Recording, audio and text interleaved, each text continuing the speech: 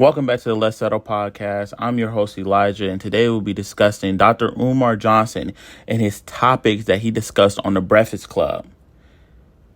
As we all know, Dr. Umar Johnson is a leader, you can say, is a character, so on and so forth, or whatever you may call him in the Black community.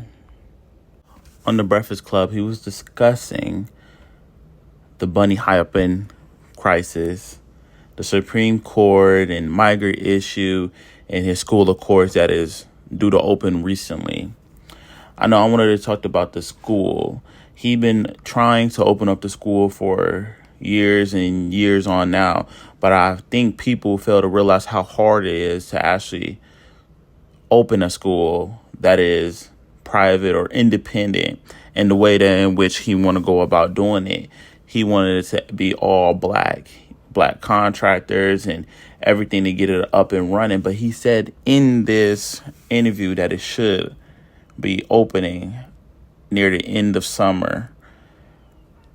But he said it might be having problems with some type of license and whatnot. I know a lot of people try to say that he is scamming us, that the school is taking too long. How is the school not open? You've been standing for years. You're just taking our money, spending it on yourself.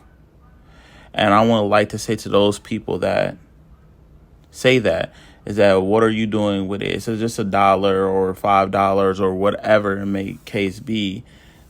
You're spending it on Jordans. You're spending it on games and things that are having no value to it, that are not trying to push towards the Black community at all.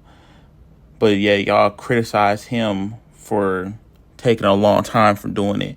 Y'all criticize him for wanting to do it his way and how long it's taking, but you don't put your money where your mouth is.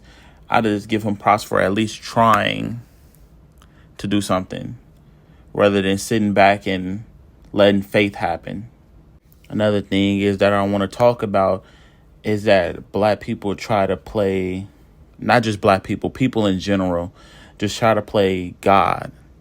If this guy is out here scamming for money, if he's out here blowing it in a strip club or spending on a new fresh pair of J's, it's not, at the end of the day, it's not up to us to,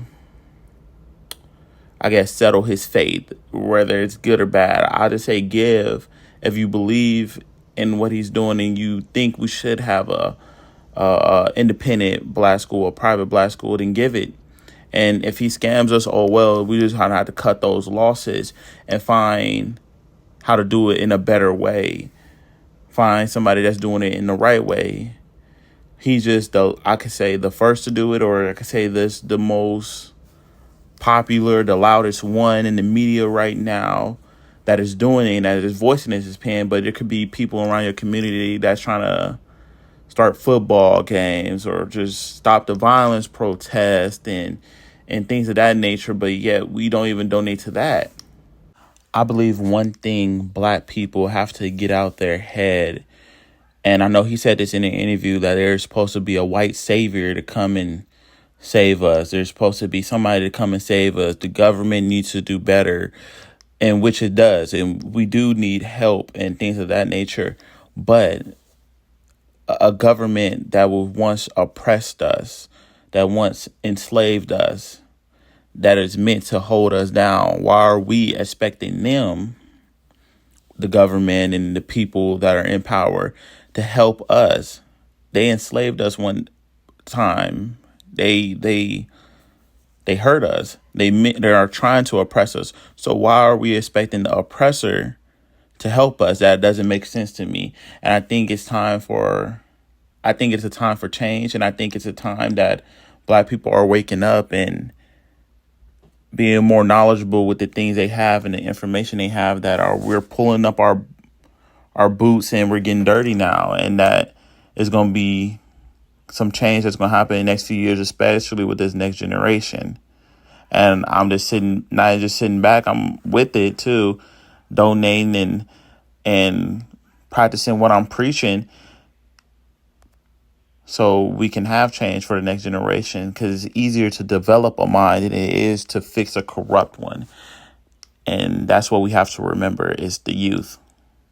So when you're going to elect the next president, as of right now, it's Biden or Trump. Remember them. Remember the people that don't have a voice, the kids and things of that nature. We want to make this country better, not worse. That is all for today on Let's Settle podcast. See you on the next one.